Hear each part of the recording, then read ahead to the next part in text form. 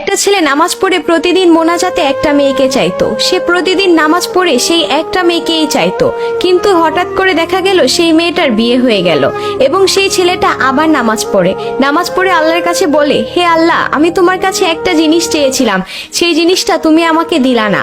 তখন আল্লাহর আরশ থেকে একটা কথাই ভেসে আসে, হে বান্দা, তুমি যেই জিনিসটা চেয়েছিলে তা তোমার জন্য উত্তম নয়, তুমি পাবে সেটাই যেটা তোমার কাছে অধিক উত্তম।